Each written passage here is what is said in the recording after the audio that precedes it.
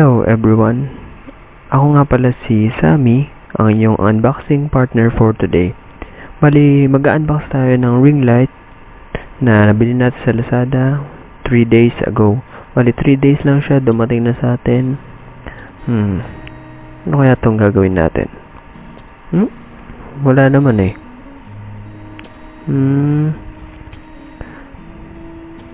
Aba, nice. May bubble wrap yung package natin. Ganda. And then, nawala na yung plastic. Nakalatag na siya. Oh, and then tripods. Oh, may bigay pala sa atin ng ating store na regalo. Pero dyan muna siya. Ito yung tripod na for cellphone natin. Bumili tayo. Dyan muna siya. Ito na yung ring light and stand. Then, unbox. And unbox. And ito pala yung CP holder, which is may picture sa baba. Flexible yung body na naiikot din. Magamit natin yan. Na cable na connected sa ring light. Shoe ball.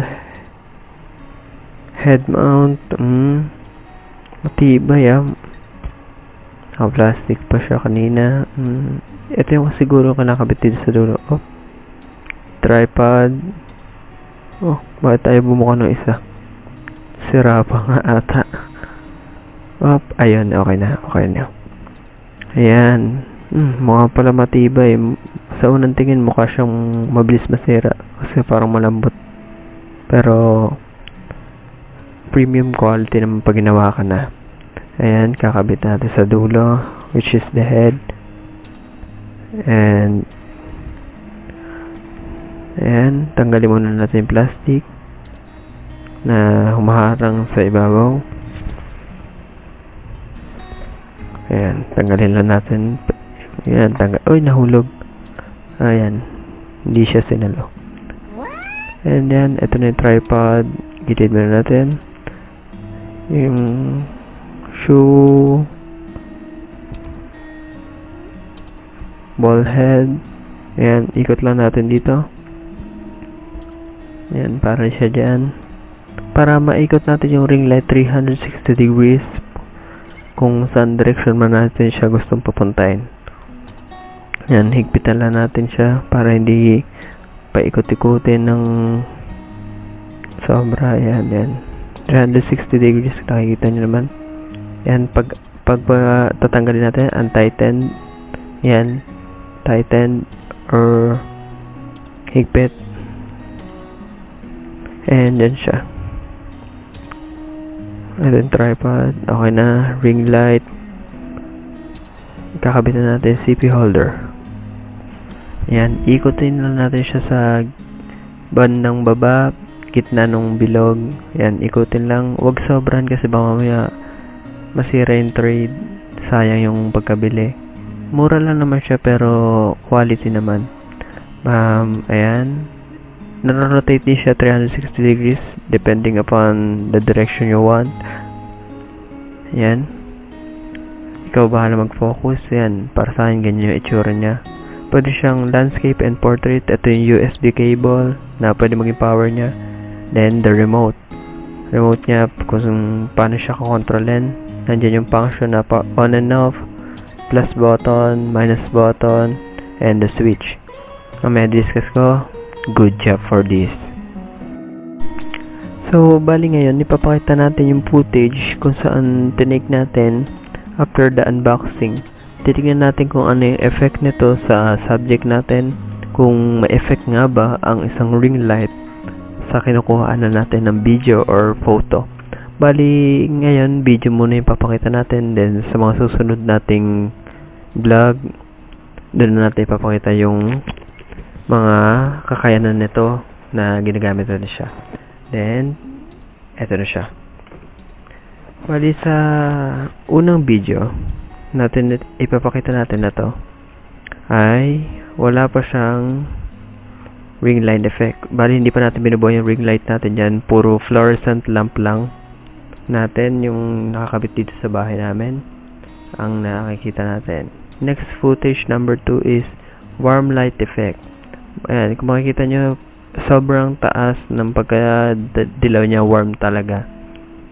Sepia type. Then, warm white light effect. Yung footage number 3 natin. Yan. Yung parang medyo balance na siya. Then, pag gusto mo lang naman ng onting details, footage number 3, white light effect. Bali, may 3 modes of light nga ang ating isang ring light na nabili. Ito, yung nabili natin. Na warm light, warm white light, and white light. Bali, yung tatlong modes na yun ay dimmable or nababago natin yung settings niya kung gaano siya katingkad. Kanwari, warm, gaano siya ka-warm. Pwede mo pang babaan ng lakas.